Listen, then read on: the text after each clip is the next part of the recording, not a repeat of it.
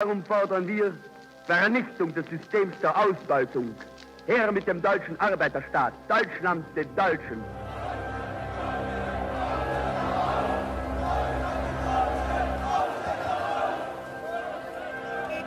Past and present.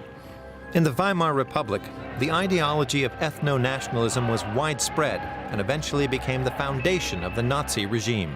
The extreme right in Germany today is clearly drawing upon this old folkish ideology, this ethno-nationalism.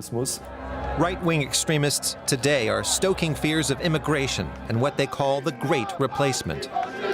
The Great Replacement is when the majority population, the native population, is displaced and replaced by a minority, when the ethnic composition of a population is turned on its head.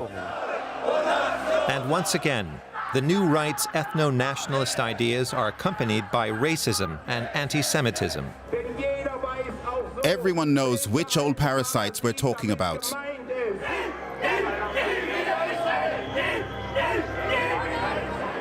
The new right rejects today's Germany and believes the time is ripe for a national transformation. There's a belief, I think it's a delusional one, that the time has come to overthrow the system they hate, to overthrow democracy.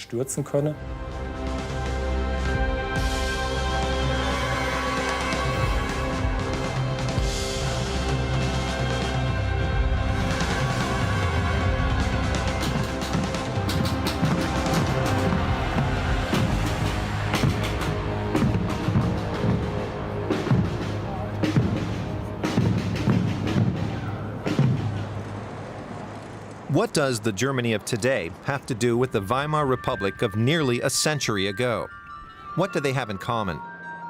What parallels can we draw to a time just before the Nazi regime seized power, sweeping away hope, freedom, and peace? There's this simple and catchy slogan, Berlin is not Weimar. That's a trivialization of history. Historical constellations don't repeat themselves in this one-to-one kind of way. The slogan also offers a kind of false reassurance. It implies we don't need to give much thought to anti-democratic developments that might be underway.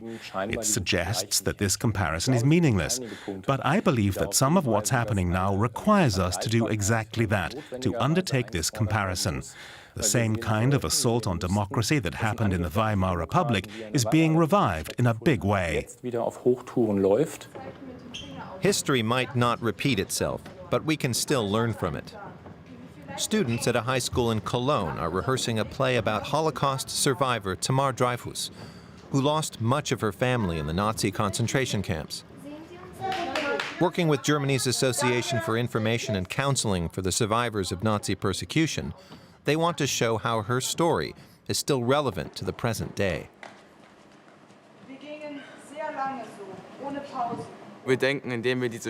By performing this piece, we might be able to get people interested in the whole issue again. The past is important. We can learn from it so that we don't make the same mistakes. In school, you notice that jokes about Jews have become funny again. Those kinds of jokes are acceptable again. Tamar Dreyfus has also observed the re-emergence of racism and anti-Semitism and believes that something needs to be done now to counter the trend. You once said remembering isn't enough, we have to act. What if that doesn't happen? That would be bad. Then it will grow. We have to keep repeating this message day in and day out. Some people may say, we don't want this, we don't want to hear this anymore, it's over. But you have to remember, without remembrance, there is no future. Berlin in 1929, during the Weimar Republic, 11 years after the end of the First World War. Germany had been a democracy for 10 years, but now its enemies were circling, rallying on the streets and even in parliament.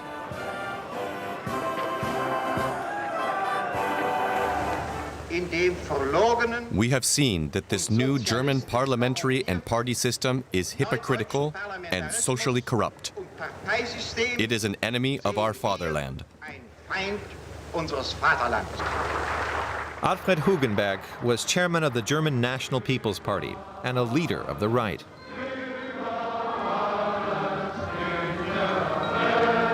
At the time, political parties in the Weimar Republic were under attack. There was a widespread feeling that Germans didn't need multiple political parties. All they needed was a single true representative of the people, a strong leader, a strong single party. That's what we're seeing again today. The populist or radical right are saying, we are the true people, we represent the people. Everyone else is being manipulated and is acting against the people's interests.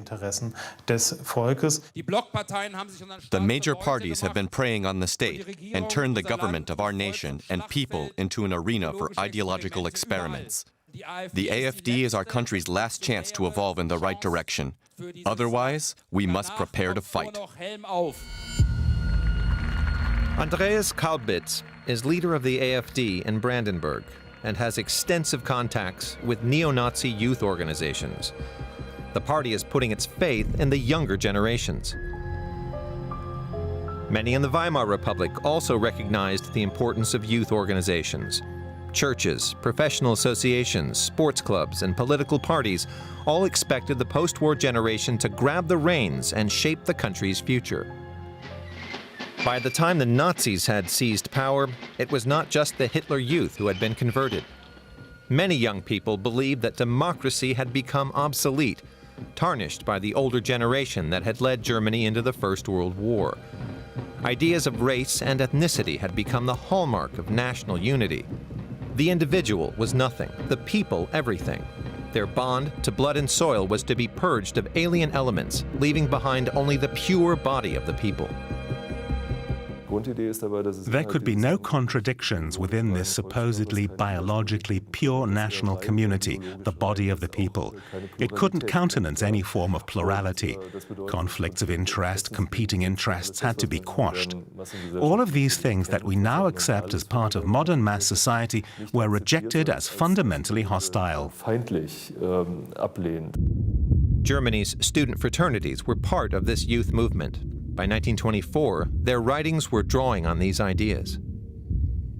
The ethnic nation is the source of political action. Every citizen is obligated to act in the national interest. Their actions must be guided only by the desire to preserve and promote the ethnic lifeway of our people. The traditions of the German fraternities also draw on the ethno-nationalist and anti-Semitic ideologies of the 1920s and 30s. Then as now, fraternities serve as a breeding ground for radical right-wing parties and think tanks, and for the whole right-wing apparatus. The German fraternities are still the elite schools of Germany's extreme right. Their traditions are unchanged. But how much of this ethno-nationalist ideology still remains? We meet the fraternity's spokesman Philipp Stein in Halle. What I want is for peoples and populations to preserve their relative homogeneity, their traditions. How's that different from Nazi racial theory? Well, racial theory is based on something very different. Ethnicity doesn't mean everyone is blonde, everyone has beautiful straight teeth, or a particular shape of skull. A people is made up of a variety of qualities that have evolved organically over the centuries. I'm asking about this tradition of racial theory because it also involved this fear of intermingling. Well, as I've explained, kinship and identity, along with language and religious confession, are some of the things that define a nation. And of course, kinship and identity includes some things that have nothing to do with racial theory, but just with forms of expression, with human forms. Like what? Well, take a look around. It's pretty easy for me to see that you're a German or European. So it's pretty clear that certain physical characteristics define a people. Well, at least most of what I would call a people. That's actually a pretty ordinary fact. But that's a racist or racial point of view. Why racial? I don't want to somehow define people by the shape of their skulls or the kind of crazy stuff that the National Socialists propagated. It just goes without saying that certain characteristics are what define the identity of a people. So where are these ideas coming from? This existential racist mode of thought has been part of radical right-wing ideology for some 200 years. It's constantly finding new language and new terminology for its ideas, like substituting the word race with words like culture or identity. They want society to be homogeneous along ethnic lines, to change the things that define Germany as a state.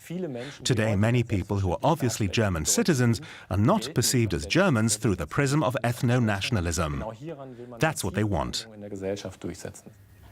Tamar Dreyfus witnessed how racism and anti-Semitism gave rise to segregation, persecution, and murder.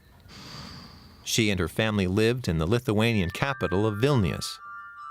In 1941, when she was 3 years old, the German army occupied the city. Her mother hid her, but then she and her parents were rounded up and sent to the city's Jewish ghetto. One day, her father was taken away and shot. Not long afterwards, Tamar and her mother were put on a train to a death camp. Along the way, the train made a brief stop. Her mother saw a chance to escape. As if by a miracle, they got away unnoticed and went underground for years, and survived. Tamar Dreyfus has been living in Cologne for many years. Today, she feels that she's witnessing a revival of the past, a resurgent racism and hostility towards immigrants, nourished by the very same ideology. She feels an obligation to tell her story, educate people, and warn them. My fate is probably to stay here and do what I do. I mean, this is like a drop of water on a hot stone. But many drops can make stone melt, and I hope I've collected a lot of drops in my time.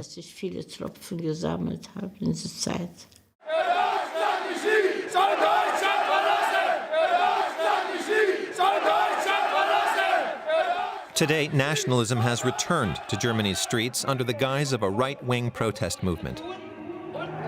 Fears of a nation under threat, of national decline, are being whipped up to justify the anger. The smell of decay from a dying democracy is wafting through the country.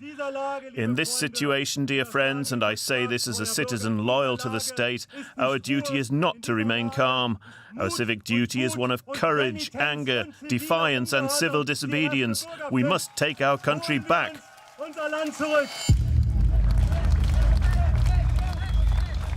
Das Vaterland ist in Gefahr. Die Nation steht vor dem Abgrund. Das Volk verzweifelt. Wenn es uns nicht gelingt, die Dinge entscheidend zu wenden, dann müssen wir jede Hoffnung auf eine neue deutsche Zukunft begraben. The radical right, both in the 1920s and today, regard liberal democracy as a process of decline and decay.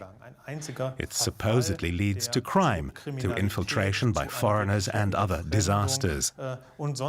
This view doesn't have much to do with reality. In the Weimar Republic, monarchists and supporters of a one-party system saw Parliament and the democratic parties as the enemy. The Social Democrats, with their ideas of liberalism, were especially hated.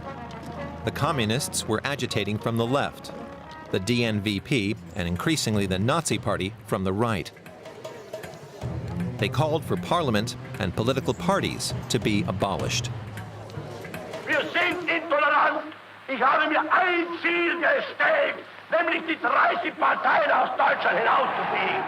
Das System als System ist falsch. Die Parteien müssen weg. Wir wollen als einzige deutsche Bewegung an ihre Stelle treten. Today, the AfD is trying to claim the mantle of savior. They see the government and other political parties as enemies of the people. The traditional political parties are trapped in their multicultural Republican matrix. They're musty, outdated, cowardly. Dear friends, the Chancellor wants to create a fait accompli before she resigns. She wants to make the great replacement irreversible. Don't ask me what her motives are. For some reason, she has something against the German people.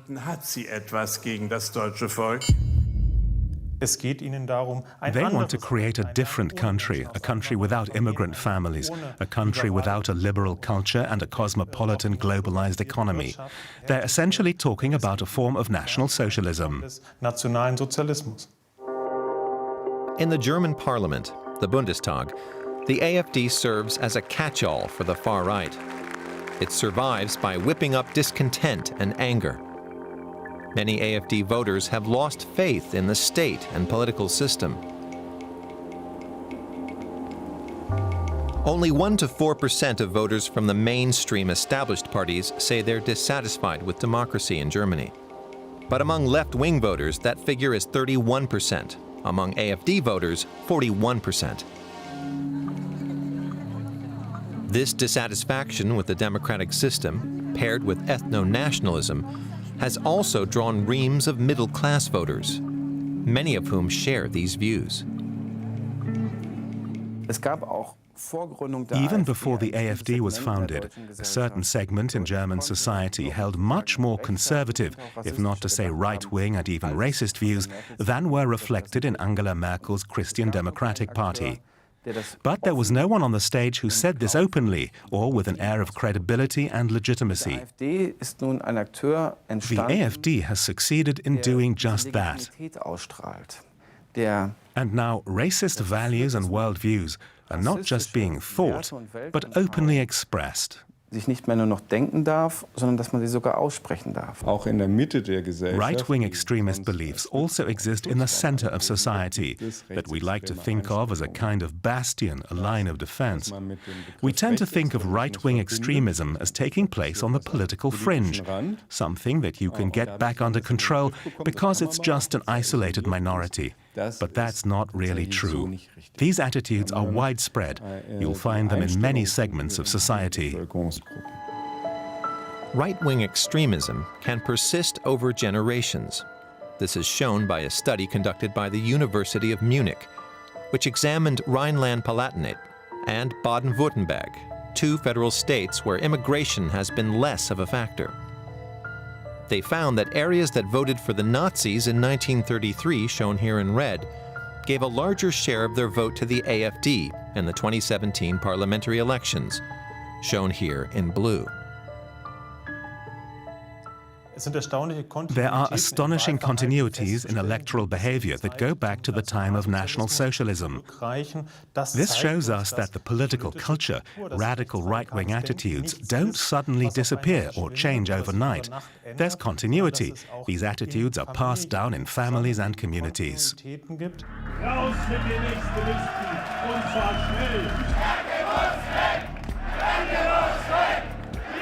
The new far right and the AfD cut their teeth on the streets. This is where they recruit their followers. Just like the Nazis in the Weimar Republic. At first, the Nazis were an irrelevant fringe movement, but they were determined to become a visible force and to grow. Der Nationalsozialismus ist keine Partei im alltäglichen Sinne dieses Wortes. Ist eine Bewegung, die sich zum Ziele gesetzt hat, das ganze deutsche Volk in all seinen Klassen, Ständen, Berufen und Bekenntnissen zu umspannen. To avoid betraying its stated mission, the AfD has to remain a movement. In other words, it always has to be visible on the streets, and it needs to maintain close contacts with other affiliated movements. Being a visible force on the streets in protests is essential to radical tendencies.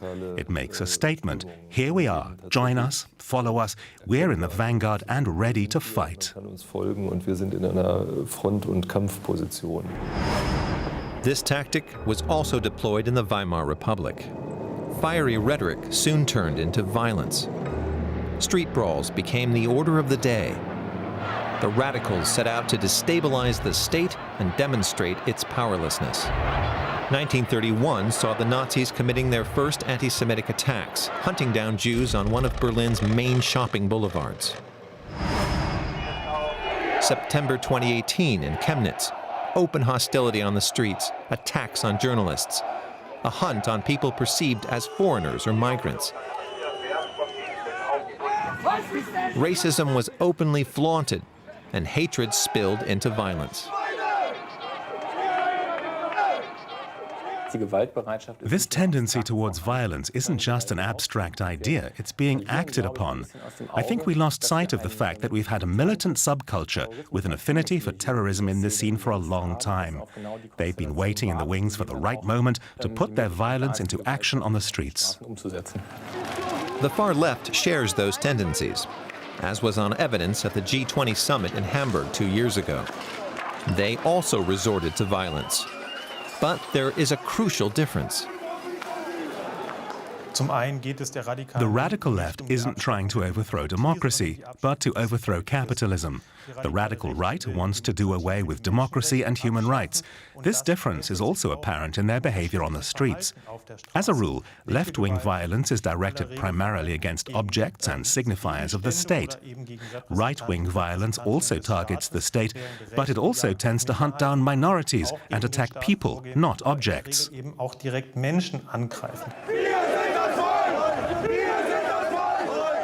The AfD and their allies are still a minority, but they claim to represent a silent majority. They openly express racial ideologies and notions of ethnic purity. They themselves admit that the recent arrival of refugees in Germany was a boon to their movement. Of course, the great migration crisis that started in 2015 has been a kind of catalyst for patriotic or right-wing ideas or whatever. I don't think anyone would deny that. There was a moment when these opinions were able to gain momentum, when what people were willing to say out loud really expanded. You can talk about things now that were more difficult a few years ago.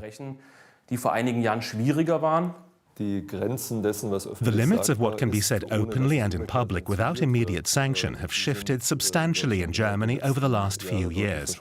I think everyone agrees on that. It's worrying that radical slogans, including a kind of rhetorical violence, are now not just limited to social media, where it's long been a real problem. Now it's left the digital world and gone analog, into the public sphere. Far-right groups such as Pegida and the identitarian movement are moving onto Germany's streets.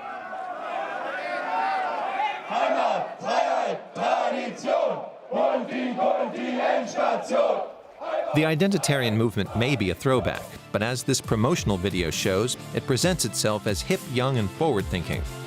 Like their other allies on the far right, they want to draw young people into the movement.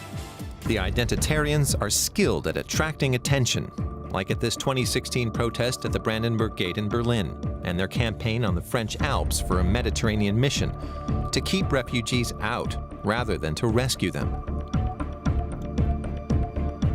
Martin Sellner has mounted campaigns in Austria, Germany, and across Europe, proclaiming the supposed downfall of society. He also plays down the crimes committed by the Nazis, claiming that traditional democratic politicians have become mired in what he calls a cult of guilt. For years, this elite has been searching for a sword to fall onto. Now they've found one, the migration crisis. This is a society, a generation of death and voluntary liquidation. The identitarians want to be a force of life. So we say this to that elite: you're welcome to sacrifice yourselves, to destroy yourselves with your cult of guilt. That's your right. But you don't have the right to drag the rest of us into this. The identitarian movement is being monitored as an extremist organization by Germany's security services. The identitarians say they want to protect the purity of supposedly homogeneous ethnic groups. The Great Replacement is its unifying narrative and features prominently in a manifesto by one of the movement's leaders. The ethnic German population will be displaced in the coming decades, replaced by migrants who do not share our culture. The 21st century is about nothing less than the survival of our people and the whole of Europe. The idea that the population will be supplanted, that there'll be something like a great replacement, as the new right calls it, is widespread. This is a core element of the new radical right-wing ideology. It's a response to migration, the globalization of the population, and demographic change. Alexander Kleiner, who calls himself Alex Malenki, is the leader of the identitarian movement in Leipzig. His aim is to convince young people that the Great Replacement is real. He and Philipp Thaler run the right-wing YouTube channel Laut Gedacht, or Thinking Out Loud. By now, everyone should have realized that anyone who doesn't follow the green eco-mainstream or who's not interested in immigration is immediately branded a Nazi. They're trying to marginalize us. The Great Replacement. I've seen that a lot in your literature. What is it? The Great Replacement is when the majority, the native population, is displaced and replaced by others. When a population's ethnic composition is upended. So if we take Germany as a concrete example, then the Great Replacement would mean that people born and bred in Frankfurt would no longer be the majority in their own city. And who decides who's German and who isn't? It's not a decision. There is no decision, and no authority can make one. It's a process. But you have decided who's German and who isn't. And if Frankfurt has lots of immigrants, you say no, they're not German, and we don't want to live this way. Yes, we don't want Germans to become a minority in their own country. So people whose families came here from somewhere else aren't Germans? Sorry, what? People with a migration background aren't Germans? In a way, it depends on exactly where they came from and your definition of what is a German, yes. But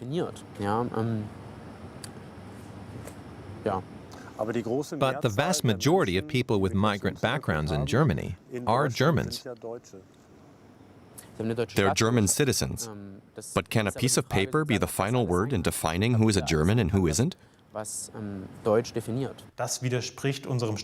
they're saying violates our concept of citizenship and the values of our constitution. When they say that people are not German because of their heritage, that's a modern form of racism. A German is a person who's a German citizen, and that's what the new right is unwilling to accept. The ideology of the Great Replacement unites right-wing extremists around the world. On March 15, 2019, in Christchurch, New Zealand, a right-wing extremist shot dead 50 people who were praying in 2 mosques. The killer filmed his rampage and streamed it live on the internet, harvesting clicks and likes from right-wing extremists.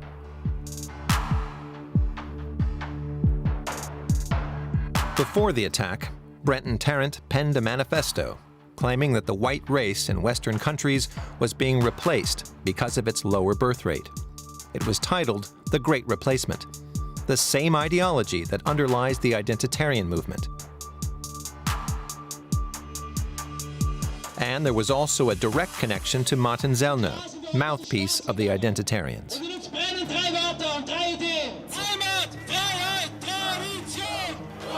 Martin Sellner was forced to admit that Tarrant had donated 1,500 euros to his private account a year before the attack.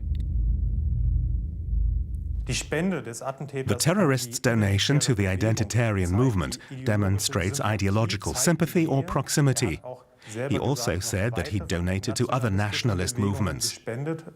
This is a very clear indication that the Christchurch killer was a fan of the identitarian movement.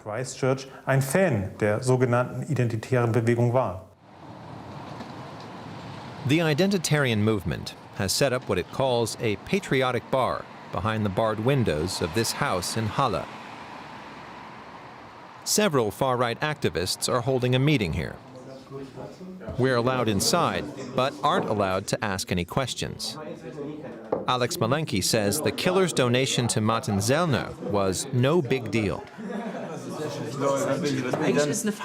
This whole thing is a farce. It could happen to anyone. Tomorrow, someone could throw 10 euros into your mailbox.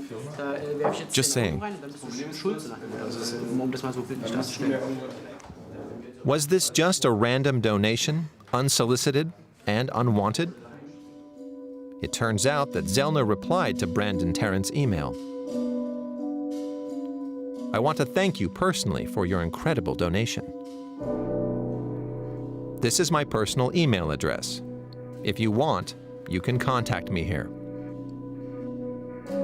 Martin Zellner continues to paint himself as the victim. But he doesn't seem to reject violence in principle, only for strategic reasons. Non-violence in activism does not mean being defenseless. In my opinion, it should be coupled with a genuine willingness to fight. We do that as a conscious decision for metapolitical and strategic reasons. We know it's better and more effective. So avoiding violence may only be a temporary tactic. An event attended by numerous AfD officials.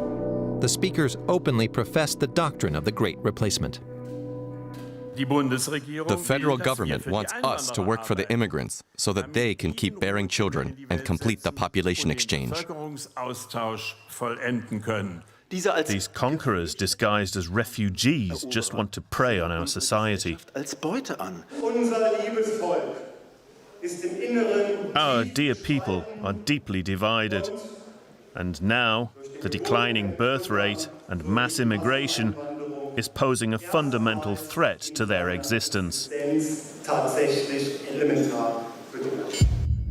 The idea of an existential threat to the German people was also put forth by Nazis during the Weimar Republic. Hitler propagated his racial ideology early on, directing it against anyone he saw as alien to the German nation. But at that time, many people didn't see the danger in it.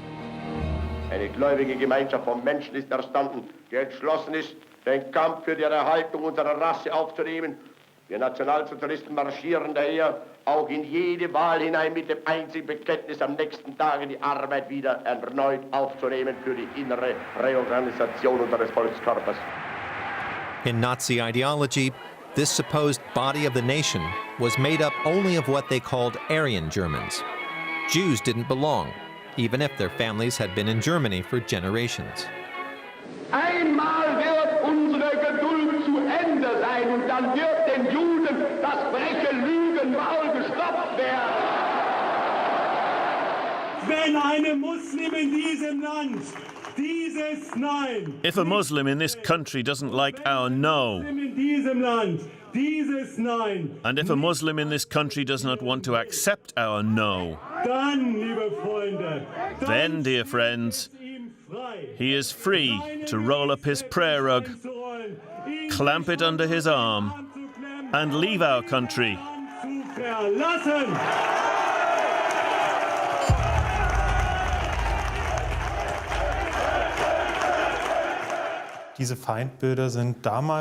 Both then and now, the main enemy under this ideology are Jews, who are perceived as powerful, as infiltrators. That hasn't changed. But migrants, Muslims, are also painted with the same brush. They're painted as unworthy, impure and violent, a blight on the German people. German fraternities spokesman Philipp Stein has his office on the first floor of the same house in Halle where the identitarian movement has its bar. He also says that the German people will be displaced by immigration. If 2, 3, or 4 million people immigrate and live in Germany for many, many decades, then of course a shift in the social majorities will at some point become a possibility. Just take a look at demographic statistics. You don't have to be right or left wing. It's simply a fact. The demographic trend here in Germany is basically happening to the detriment of the majority population.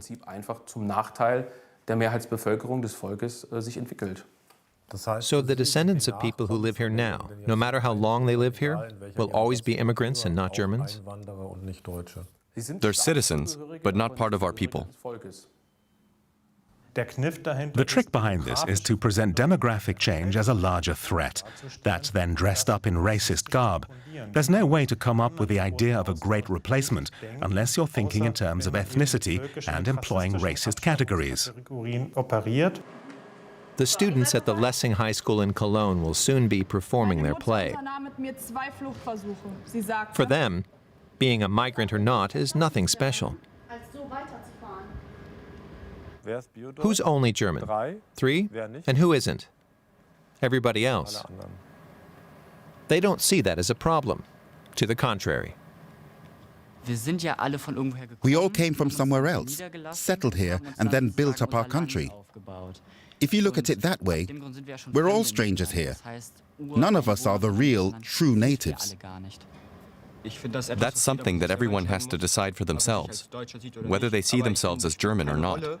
But it's not relevant to whether you belong or not. It's very sad. We're all people. The fact that these prejudices still exist is really a pity. We should be past that in the 21st century.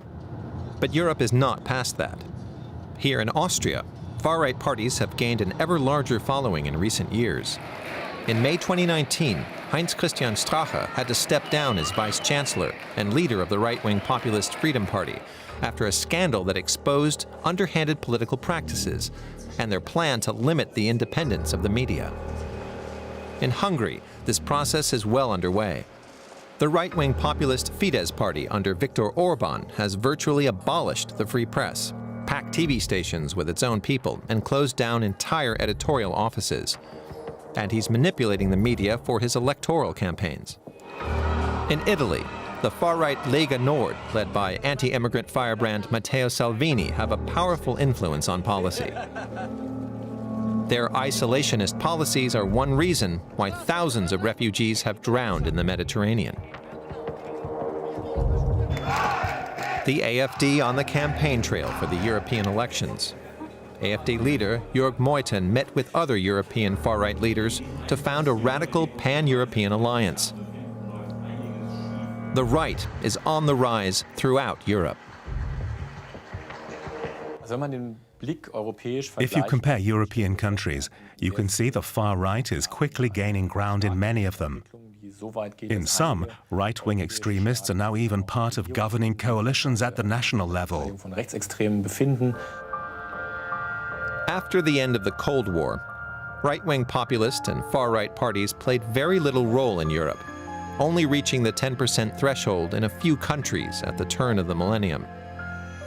But in 2019, far-right parties have become a force to be reckoned with. In some countries, they've even been part of the government. A similar development took place after the First World War, which had led to the emergence of a number of democracies in Europe. 20 years later, most of them had reverted to authoritarian systems or dictatorships. The Weimar Republic resisted this tendency, but the Nazis were biding their time, waiting for a chance to overthrow democracy and establish a totalitarian regime. For a while, the economy was on the upswing, inflation was falling, and unemployment was lower than it had been in years. In October 1929, the global economic crisis brought that to a crashing halt. Until then, the Nazis had been a fringe party. Then unemployment exploded, bringing with it widespread poverty. Voters flocked to the Nazis. With little social security, many Germans lost their homes and went hungry. The Nazis seized on this widespread discontent and won the protest vote. From 1924 to 1933, the Nazis had made some significant electoral gains. But these did not come at the expense of the other political parties. Instead, voter turnout was rising rapidly. And it appears that many people who marked their ballot for the Nazis had previously been non-voters. The NSDAP, the Nazi party, was what they called a people's party, a party of protest. It was the only party that was effective across the Weimar Republic. The AfD is also a mixture of socially established voters from the center who've drifted to the right and new voters, protest voters, who see it as a vehicle to express their dissatisfaction. And we will keep this revolution going until politics in this country has been reversed by 180 degrees. The AfD also capitalizes on protest. And it attracts people who didn't vote before. Almost a quarter of AfD supporters were previously non-voters. There's a clear parallel to the former Nazi party. This also implies that not all Nazi voters around 1932 had suddenly become convinced racists and anti-Semites and National Socialists. The Nazis were harvesting the protest vote, and the AfD is doing that too. Even in these economically stable times, the AfD has succeeded in sparking protests on the streets. Unemployment in Germany is low, and the economy seemingly robust. But the danger is still there.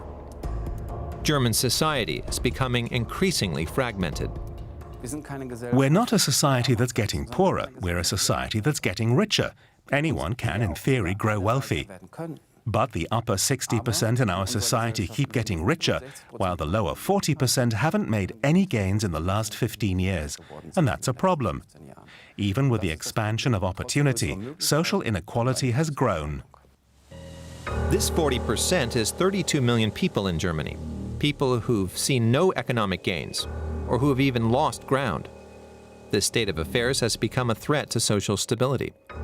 What would happen in the event of a new global economic crisis?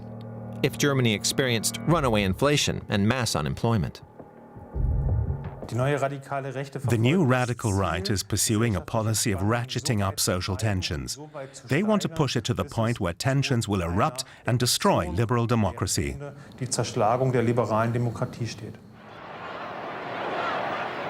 The Weimar Republic went from a peaceful democracy to a brutal dictatorship in just 14 years.